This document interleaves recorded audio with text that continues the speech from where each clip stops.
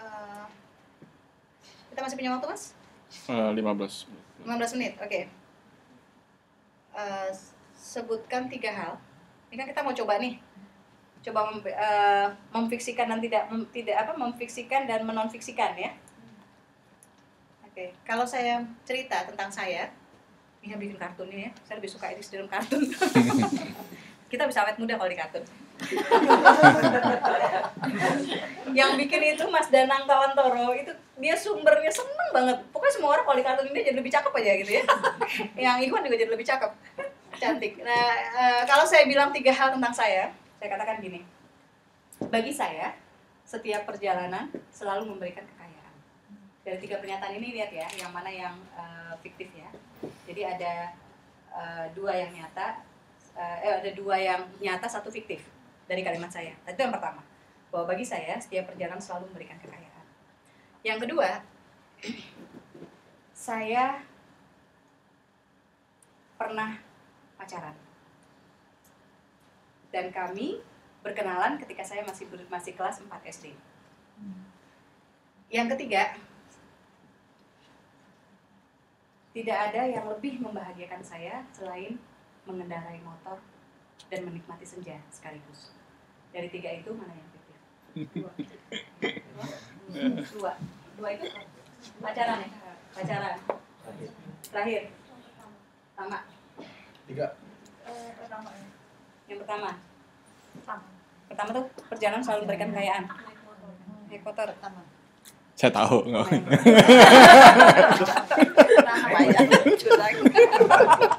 3. Pertanyaan apa ya tadi? 2.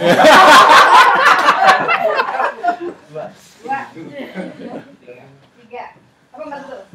2. Sampai ke bagus kagak pernah pacaran gitu ya? Terlalu dini. Kenal ya. Bagi saya perjalanan selalu memberikan kekayaan, itu benar. Saya nambah saudara, saya nambah yang lain-lain, banyak hal, dan salah satu cara wise untuk menghabiskan uang sebetulnya ketika kalau kita sudah haji, sudah yang lain-lain yang wajib-wajib terpenuhi itu traveling. Itu benar. Kedua, saya pernah pacaran. Kami berkenalan ketika saya kelas 4 SD, itu benar. Ya, ini kisahnya ada. Jadi kita juga di cowok kayaknya salah satunya cowok yang hilaf deh, karena saya nggak ada yang suka sama saya waktu itu. Jadi setelah dia cuma suami gitu maju gitu kan.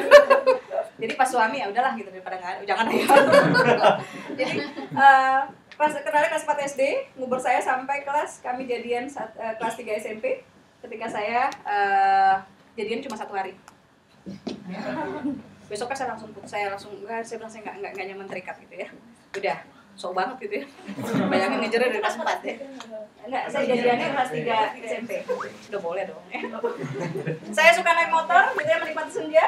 Dan pengalaman sekali-kalinya saya naik motor adalah saya naik motor yang kata si ayah mau beliin motor. Bunda, ini yang namanya ngegas, ini namanya ini ngegas, ngerem tuh ada yang gininya. Nah, saya bilang ngerem gitu, oke ya. Saya nggak nyampe karena saya nggak pernah naik motor, saya tahu bahwa ini ngegas dan ini ngerem. Kan kebalik, ya pokoknya begitulah gitu ya. Jadi yang saya lakukan, saya begini terus kan, ngegas gitu. Kok saya tarik gini, kok nggak main nih? Itu nembus sepatu rumah orang, kecepatan kencang, saya terlempar. Ya.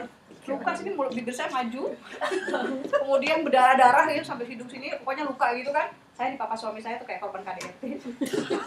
Habis itu nggak ada, saya nggak ada motor ya. Jadi itu 2 fakta, 1 fiktif ya. Nah sekarang Mas Tio sebutkan 2 hal tentang Mas Tio, 2 fakta 1 fiktif. Dalam kalimat, sekalian latihan kalimat.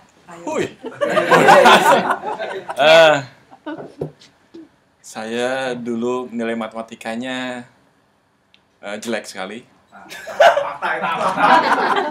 Sekarang juga. Hanya pakai komputer. Ya, terus itu fakta benar.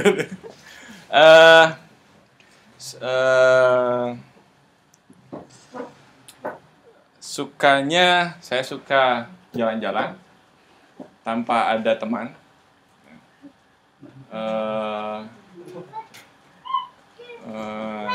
Dan saya bermimpi untuk ke Eropa di umur 6 tahun. Yang mana yang fiktif kira-kira? Yang terakhir.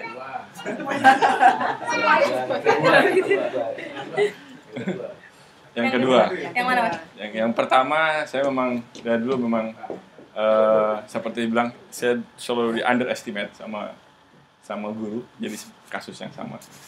Saya sekarang bisa menjawab apa yang di underestimate itu dengan guru sekolah di sini. Kemudian yang kedua, memang saya senang jalan-jalan, tapi biasanya senang harus ada temannya. Gitu. Tadi kan saya bilang dengan sendiri. Terus yang ketiga tadi apa sih ya?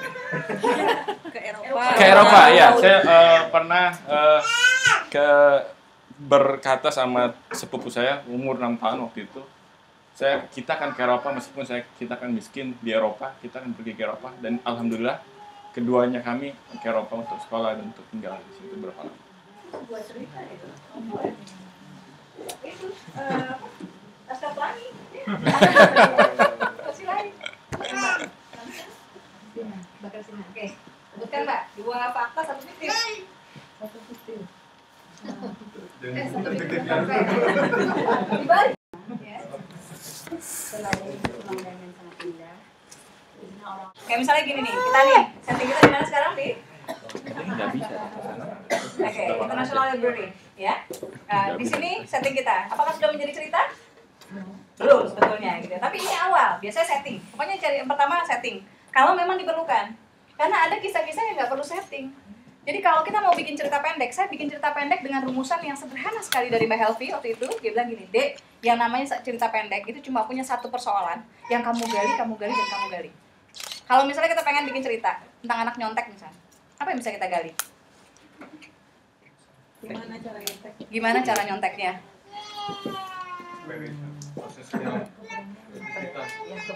Keberanian. Trik. Cara nyontek, sebutkan satu cara nyontek. Bawa buku di bawah. Oke, Mika, apa Mika? Kalau tentang ini apa yang bisa kita gali? Tentang nyontek apa yang bisa kita gali sebagai sebuah cerita pendek? Kenapa menyontek? Biar nggak ketahuan. Apa namanya Kerjasama. Halo, dari sistem pendidikan. Sistem pendidikannya. Akhirnya ketahuan kan?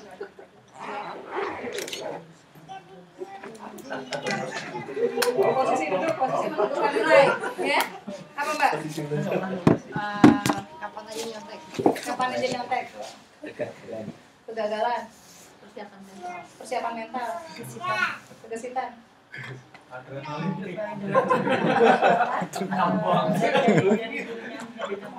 Mainan dari dulu. Adrenalin kick. Jelas tuh. Siapa yang dicontek? Jangan salah. Sampai sama orang yang lebih buruk nilainya. Alasan kalau ketangkep. Alasan kalau ketangkep.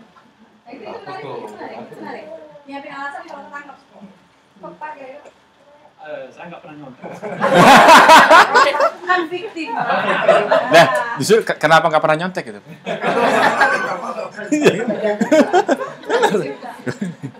Tadi udah banyak. Ya, Bapak Ibu apa? Mas Bayu? Tiba.